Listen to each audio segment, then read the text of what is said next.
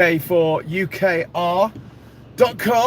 I'm Graham Hughes. I'm sorry the sound's not great today. I have forgotten to bring my clip mic, which I normally clip up to the top of the car or van or whatever I'm in. Unfortunately, I've kind of forgotten that. So if the sound's not great, I'm really sorry.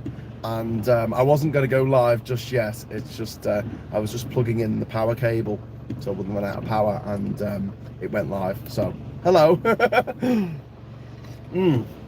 Right, so first things first, let me just get my map up on the screen here. Continue the trip. Okay, so I don't want to contribute. I don't want to contribute. Take me to where I'm going. Annoying. Also annoying, the cup holder in this 4x4 is it doesn't fit my cup. I've got to put my coffee between my legs, which isn't great. Okay, 2 hours and 48 minutes to the Channel Tunnel. Let's go. Good morning, Lee. Good morning, Conservator. So it is a good morning. I'm going to just tell you what I'm up to at the moment, and then we can talk about Boris Johnson facing a no confidence vote this evening. Okay, so first of all, welcome. Thank you for tuning in. Oh shit! Yeah, I'm not gonna try and take that thing on. Just give me a moment to pull out here, because I'm going to be thinking about what to say to you while I'm trying not to get slammed into the back of by a big truck. Oh my god. Well, you can see the traffic. I should have just gone. Straight away, but I had a crisis of confidence. I'm going to be stuck here all year.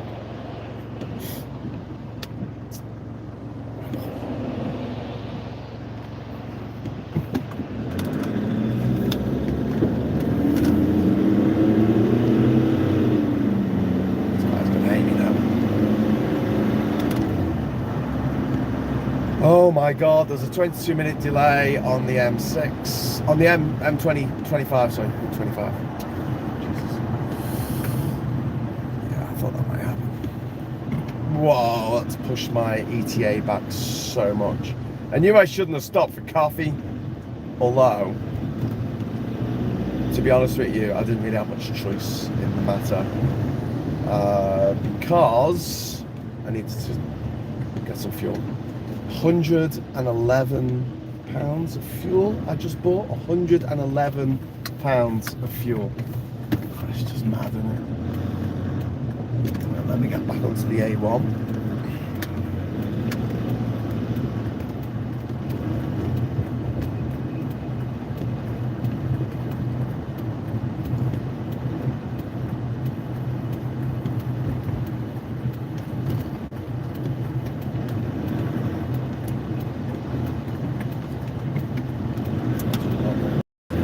Okay.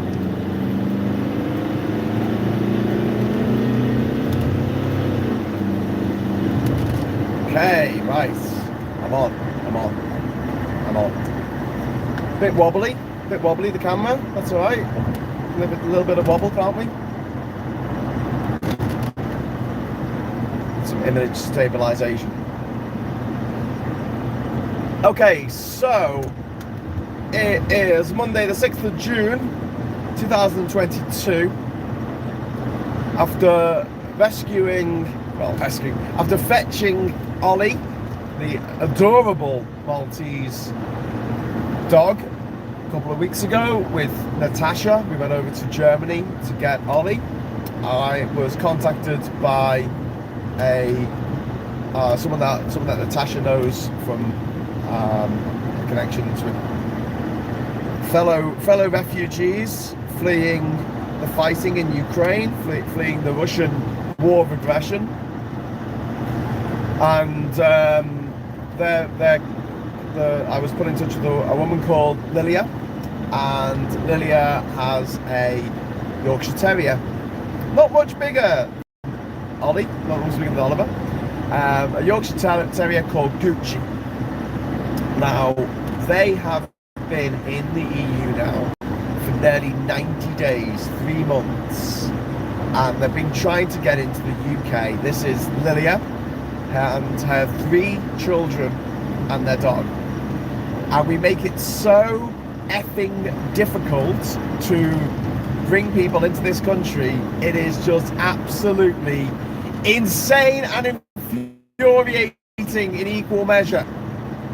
So, as you know, you need a lot of information to bring your pet from Ukraine into the UK. You need to pay a lot of money, one way or another. It's not a cheap thing to do, because we make it so difficult for people fleeing, women, children, fleeing war, to keep their pets with them.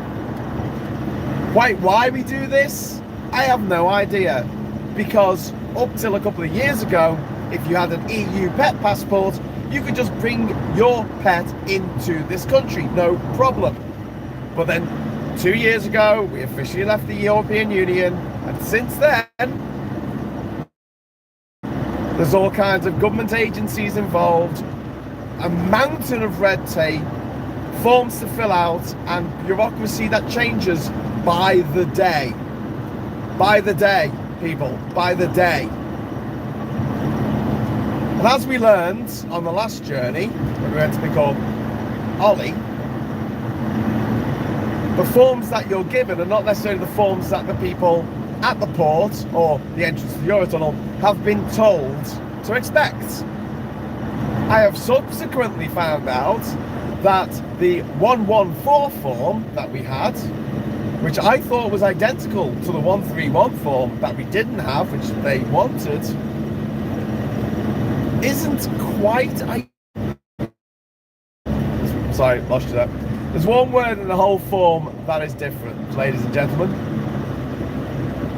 So basically, if you have an ID 131, it says that your premises, your house, where you will be taking the pet, or the place where you will be taking the pet, has been checked by an APHA accredited veterinarian to ensure that it is a safe place for an animal to be in quarantine.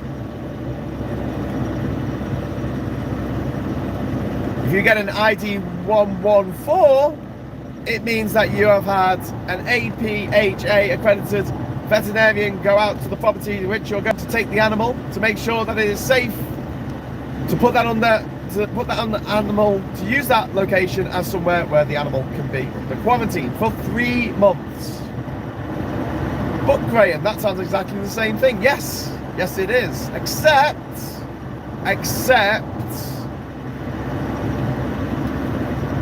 Ginger Island has a fridge. Brilliant, recommend my YouTube. Except the difference is,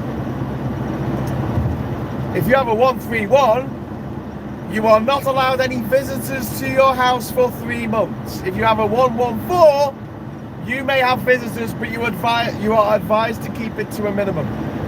So let me get this straight, people watching this. The British government, this is their plan for helping people, women, children fleeing war with their pets. They have decided that they're going to have this Homes for Ukraine scheme, where wonderful people open up their homes, open up their lives, open up their everything to... And if they have an animal, not only do they have to look after these people for a year with very, very little support from our bastard government, if they have a pet, the people who they're staying with can't have visitors to the house for 3 months. Off the back of COVID. Because of Brexit. Because we changed the rules now about having animals coming from other countries into this country, even if they have had the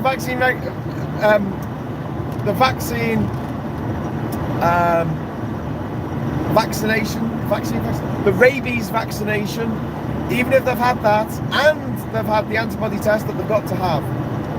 Now, I know what you're thinking, but what's the difference? Why is there a 114 and a 131?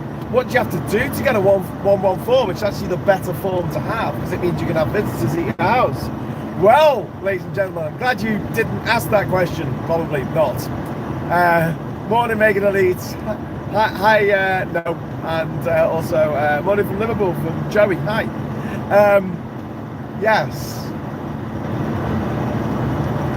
If you have the antibody test in a facility that is not accredited by the British government, then you get a 131 and you're not allowed any visitors in your house.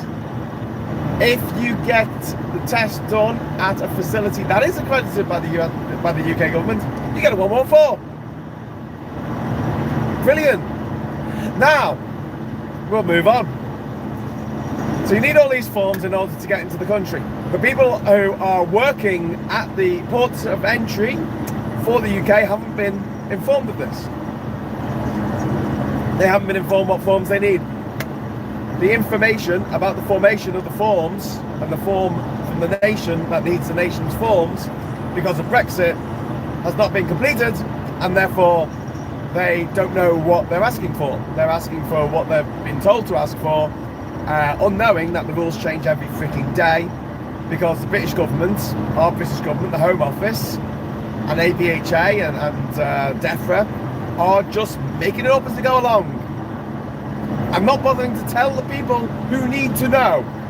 I'm making all this added stress and bother for people fleeing war, for people fleeing bombs, for people fleeing, seeing their family die in front of them. This is what we're doing to them. This is how we treat the most needy people in our society. My God. My God. Where did we go wrong? Gets better. So the family I'm going to go and meet up with, Lilia and her kids and their dog Gucci, they were going to fly from Prague. They were going to fly from Prague in the Czech Republic, or Czechia as the kids call it. That was their original plan. They were in Czechia. Why would they spend all the time and effort getting to Calais and then me having to drive from Durham to get to Calais, when, you know, they could just fly with their dog? But the British government changed the rules again and said, oh no, you're not allowed to fly with your dogs. So they went, shit, got in touch with me, said, can you help us out? And I said, yeah, get over to Calais and I'll come pick you up. So originally supposed to come pick them up last week, but the paperwork hadn't come through, so I'm going now. This is all taking a lot of time and money. Gets better. Apparently, according to the lady at the APHA,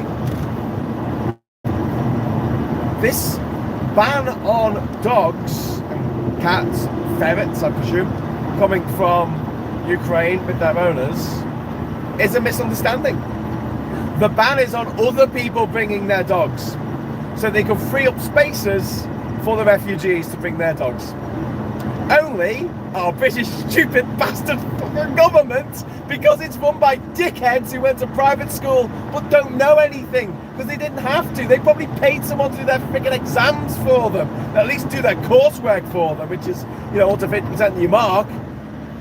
So these absolute no marks, these people who have achieved nothing, these people who have no idea about anything, who are in charge of this country right now, had set something up to try and help Ukrainian refugees bring their animals to the UK, and in the process they made a bad situation so much worse.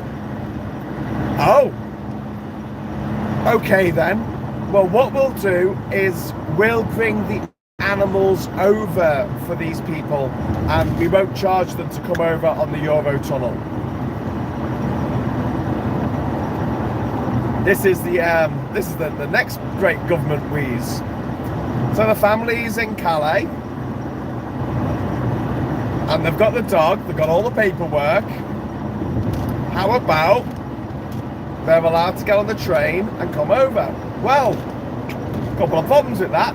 Problem number one, the Eurostar does not stop in Calais. No, ladies and gentlemen. So they would have to drop the dog off in Calais, presumably at the Eurotunnel, the freight and the car Eurotunnel, and it would go through and the APHA will pay for it, so it'll be free. You have to pay extra. By the way, if you take an animal through the Channel Tunnel, it costs an extra £22 on top of your already £200 ticket. One way! Because you can't buy it in advance, because the people in government don't tell you when your permission's going to come through. They say, pick a date, and we'll try and get stuff through for then. Well, they tried last week and they failed, so I wasn't prepared to buy tickets for the Channel Tunnel before the date that I was leaving, because I didn't know this stuff was going to come through. When finally I could buy tickets, they had doubled in price, because that's what happens closer to the moment that the train leaves the station or the plane leaves the platform. The plane leaves the tarmac. Anyway, so Doggy goes off through the tunnel in Calais, or maybe on a boat, I don't know, from Calais to Dover. Family gets taken from Lille straight through to King's Cross Station in London. Yes, which is where they do all their immigration stuff. And then this family that's fleeing war with all of the possessions that they could grab before they had to leave their home, which has probably been destroyed by the f***ing Russians, they have to make their way back to Dover to go and pick up their dog.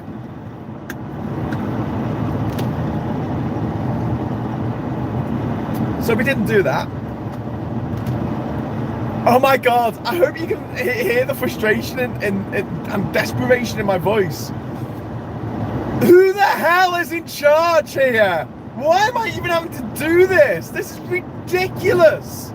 It's 2022 and we've got the kind of border formalities that we had in the 1970s, where everything was brown and orange. They put raisins in curry and everything stank of tobacco.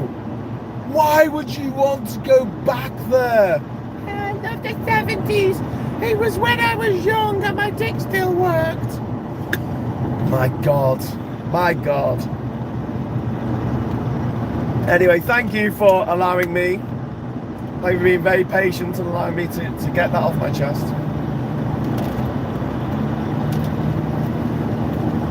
To say it's a bit frustrating is a bit of an understatement.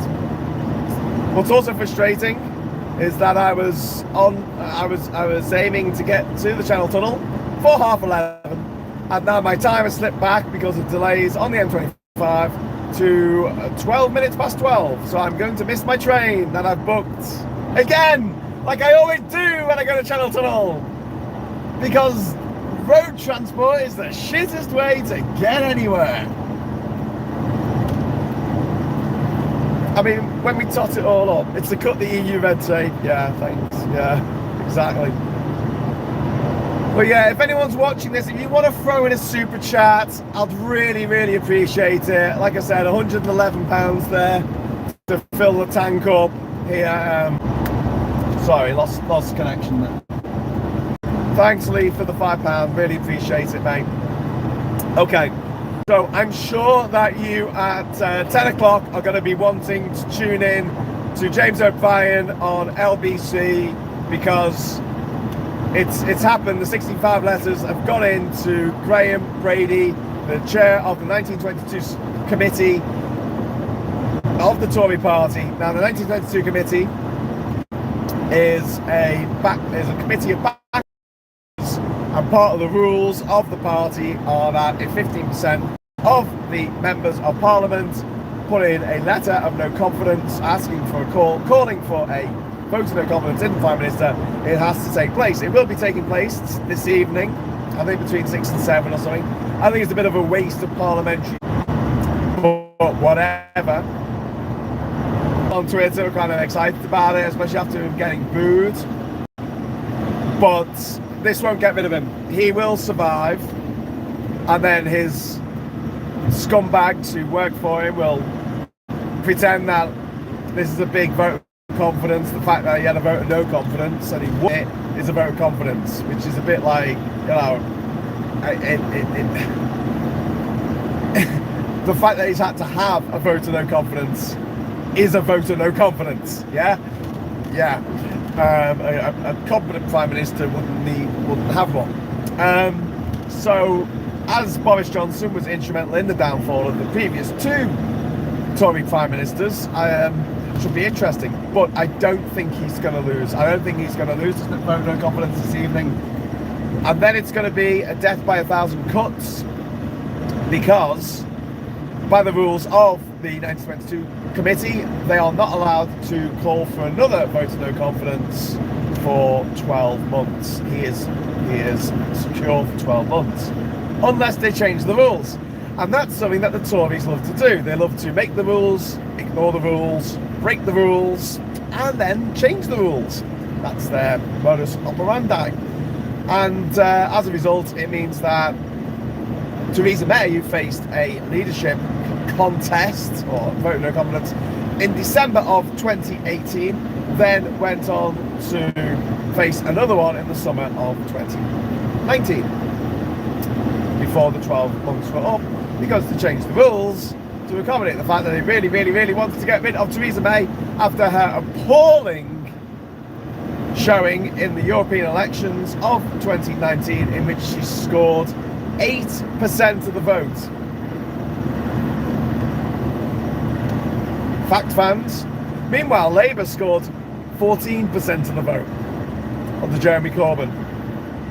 They kept their leader. The Tories sensibly got rid of theirs and went on to win an election 9 months later. Not even 9 months later. How mad is that?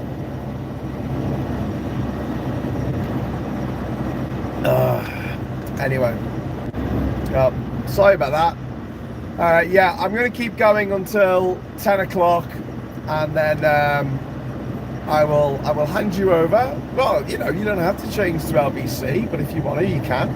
It's fine by me. And then we will. Hello. Okay, so doing a can I transfer some money directly to you, Graham? Yes, Conservative, you can if you've got my bank details. If you don't, if you just want to email me, I'll send them over to you later. Is that little Wi-Fi again? Yeah, it is. No, sorry that keeps going off. So listen, before I go, I'm just going to quickly talk about what I'm doing today.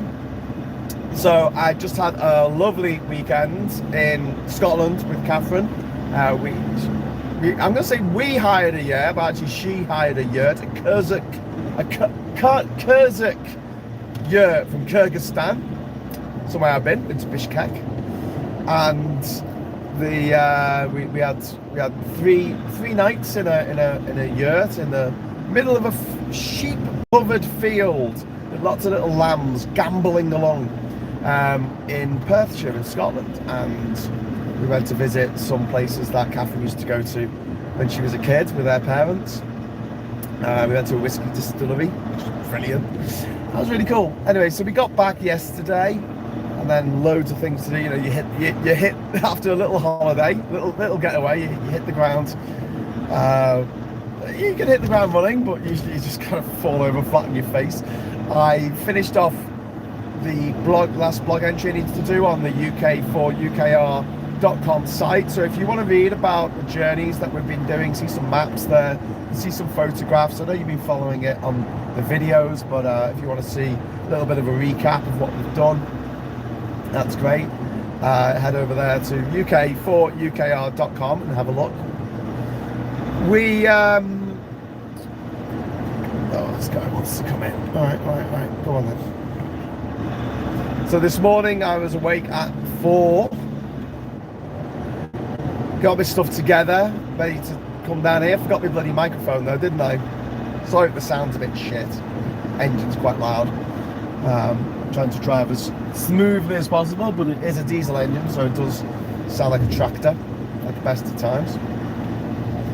I'm getting an option on my Google Maps here to go another way, which is 37 minutes slower and has tolls. Yeah, no, I'll just stick with the route I've got, mate. So I headed off just after 5 a.m. this morning, and I've been driving pretty much ever since. and it's now coming up to 9:45, and I am on the M11, I think, heading towards London, heading towards the M25, going around the M25 through the Dartford Tunnel or over the bridge. I can't remember which one it is from this direction. Over the bridge, I think. Yeah, over the bridge, and then I'll be heading down to Folkestone on the M20. I'll be saying hello to all of the lorry drivers. Then I'll be taking the Channel Tunnel through to Calais. Get to Calais, meet up with Lilia and her 3 children and the dog. Turn around, come back through the Channel Tunnel, hopefully without too much fuss. I have got my passport. It's the one thing that you've got to remember is your passport. And everything else you can do on your phone, except your passport. And then I will be driving Lilia and her kids to their sponsor family in Cambridgeshire. It's about 2 hours drive from Channel Tunnel.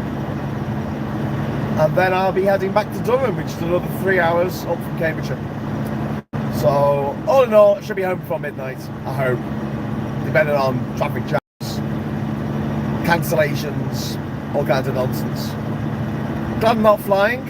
There's a bunch of people, thousands of Brits now stranded in the EU because flights have been cancelled.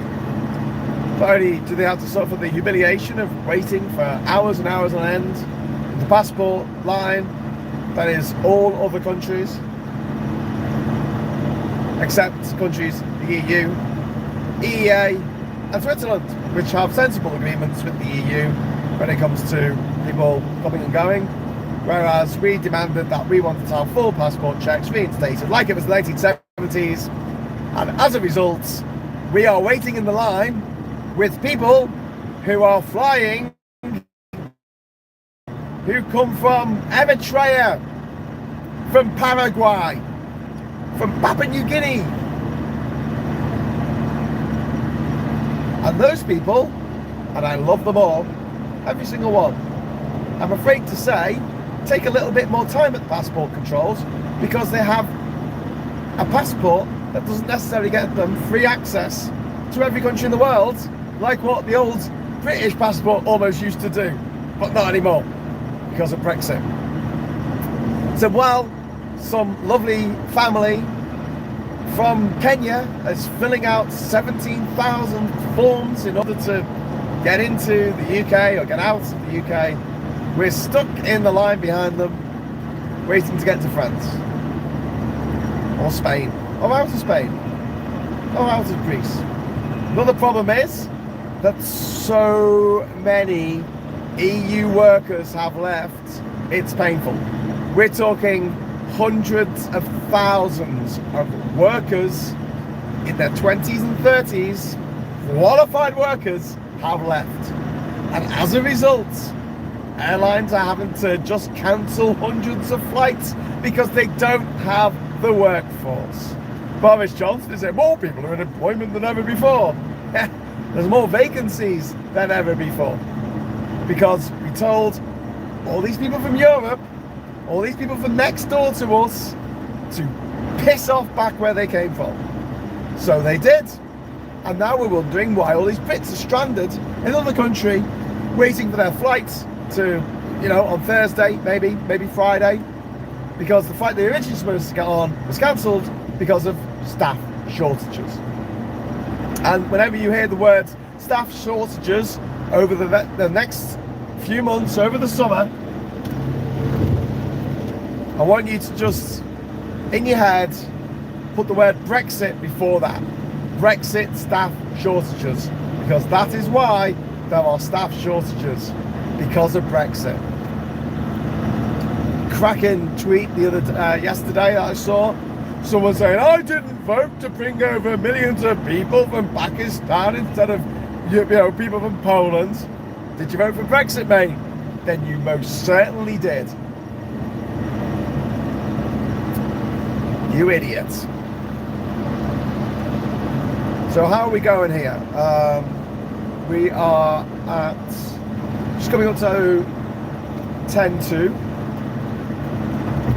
like I say, this whole process, getting this vehicle, required Gordon, to the medic who had it in Northern Ireland, to bring it over to Liverpool last week. I was going to go and pick up the dog last week, but paperwork hadn't come through, so I had to drive back from Liverpool to Durham, where this vehicle stayed for the last week.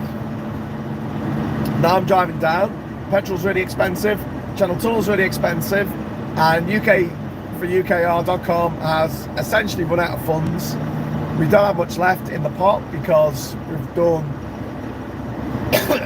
3 major trips and this is the second minor trip out to continental Europe to help Ukrainian refugees and deliver medical aid. It's not cheap.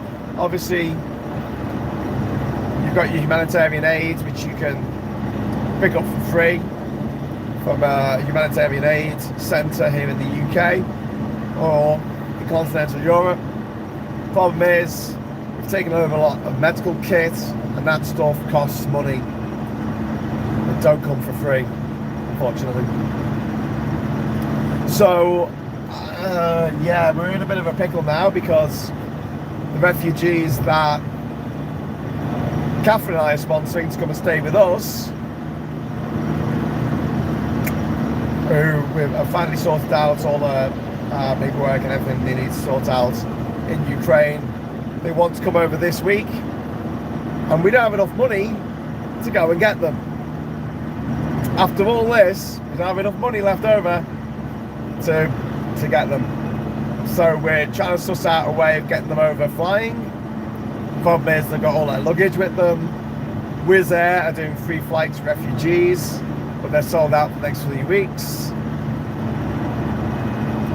So then, okay, we'll pay for them to fly over, but it's going to be coming out of our own pocket. It's going to cost hundreds of pounds.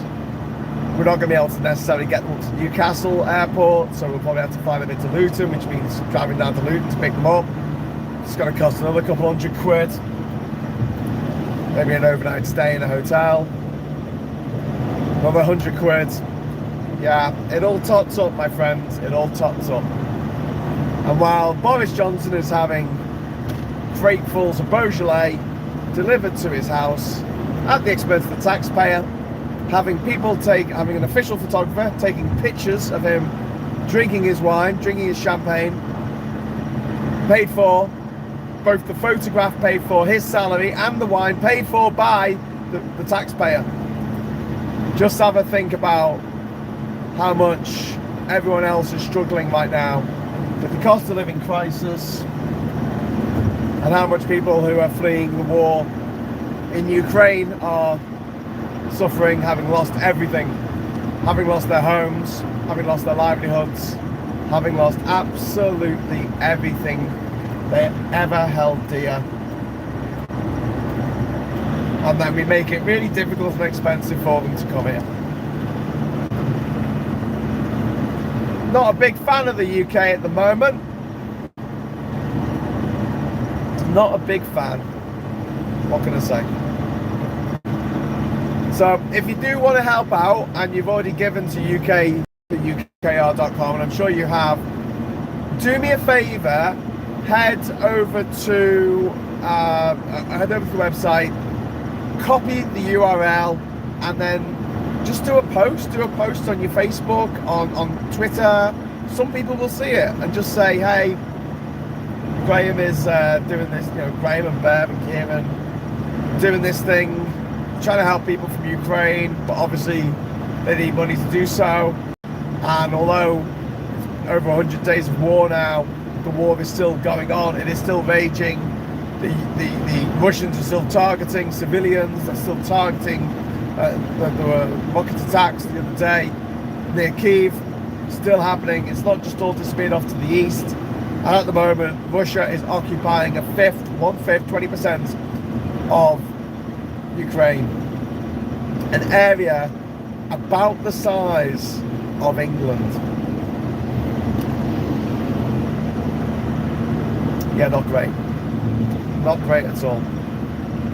So yeah, if you could share this, if you could share the website, and if you've got any ideas for fundraising, please put them in the chat or email them to me so I've got a chance to digest them, because we do need to raise more money at this moment, or this is going to be the last trip.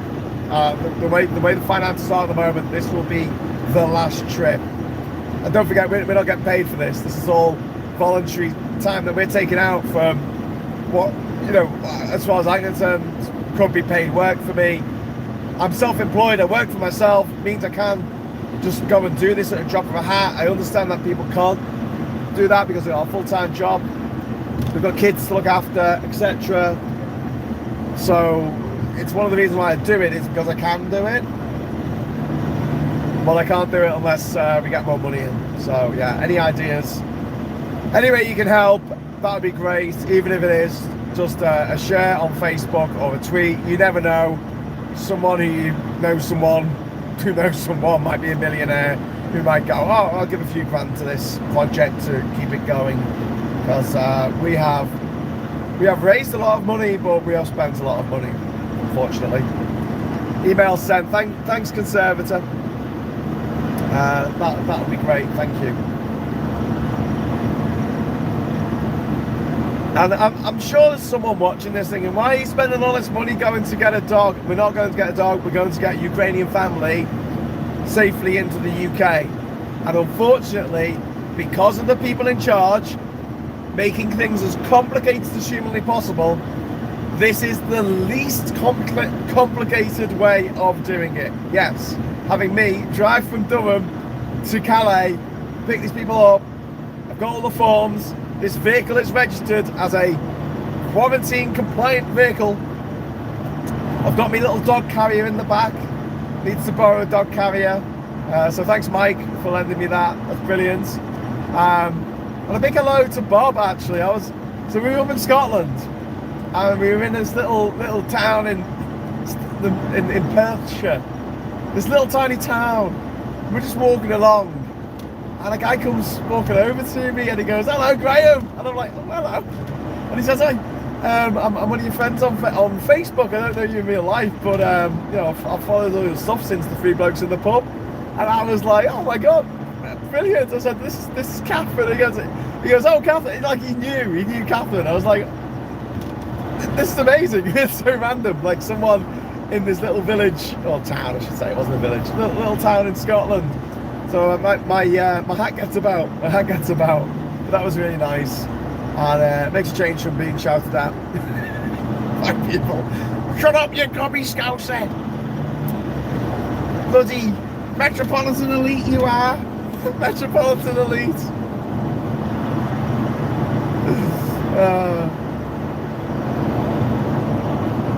This is since I bought this with UKR money, and it will be used in Ukraine. Whatever happens to UK for UKR, this is going back to Ukraine to help out. It's not actually registered in my name. I'm a named driver on it for the insurance, but it's actually under Gordon the medic, who was just trying to call me actually. It's actually under his name, registered. But I kind of think this is like this is my first vehicle. No, I had a boat on the island. Okay, this is my first car since 2008. That's been mine since 2008. Take that, carbon footprint. It doesn't count if you drive other people's cars. Only if you drive your own. So, but it's got this. This is the Nissan Toronto. Bear found this using, I think, the Auto Trader website or something, and the owner, the guy who was selling it, he was really nice. He cut the price. It was supposed to be £2,000. He cut the price by 500 quid, and gave it a full tank of petrol. Made sure it passed its MOT before we took it away, which made a bit of a delay at the time, but it all worked out in the wash. And yeah. And now it's a bit of a beast. It's a work beast. Although the cup holder is not big enough to fit my cup. I feel like Homer Simpson when he designed his own car, pushed by Dan DeVito, and he makes like a pocket-sized cup holder. Yeah, you bourgeois liberal you elite in your 10-year-old step wagon. 10-year-old? 20, mate. 20. Actually, the step wagon 21 years old. It's 2001. This is 2002. Yeah, just January to August, whatever it is, 2002. 20-year-old Nissan Toronto.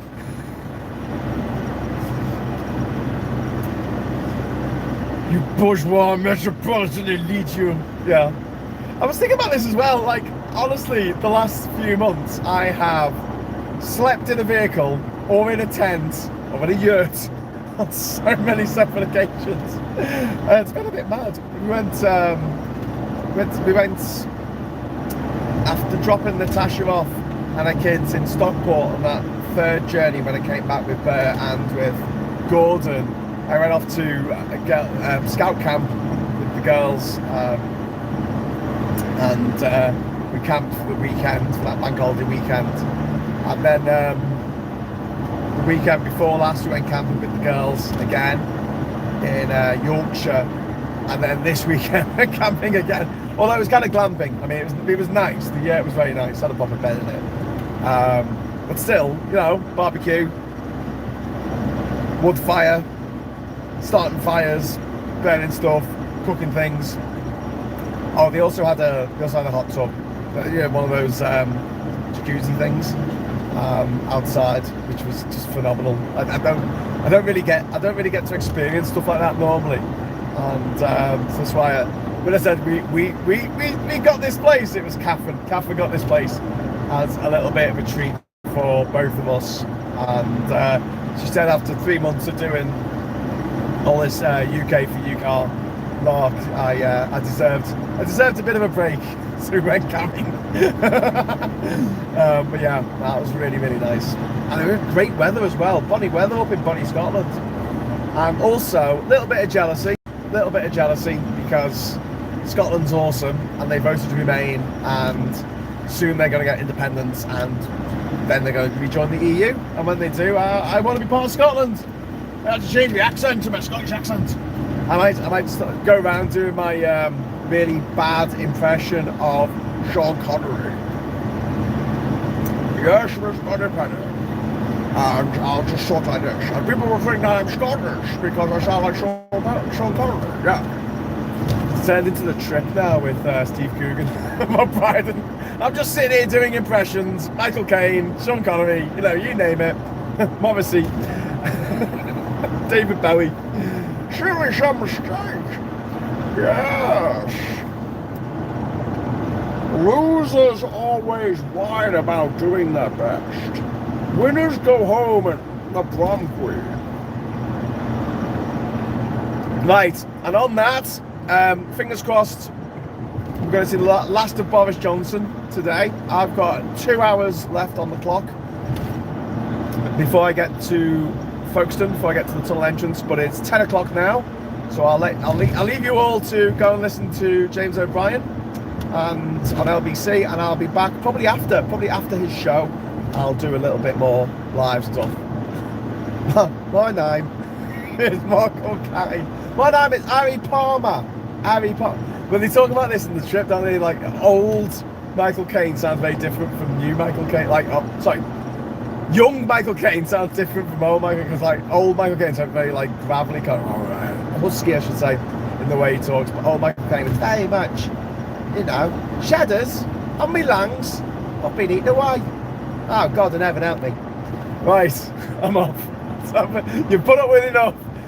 Take care, and love you all. And until next time, hello, good evening, welcome, and goodbye.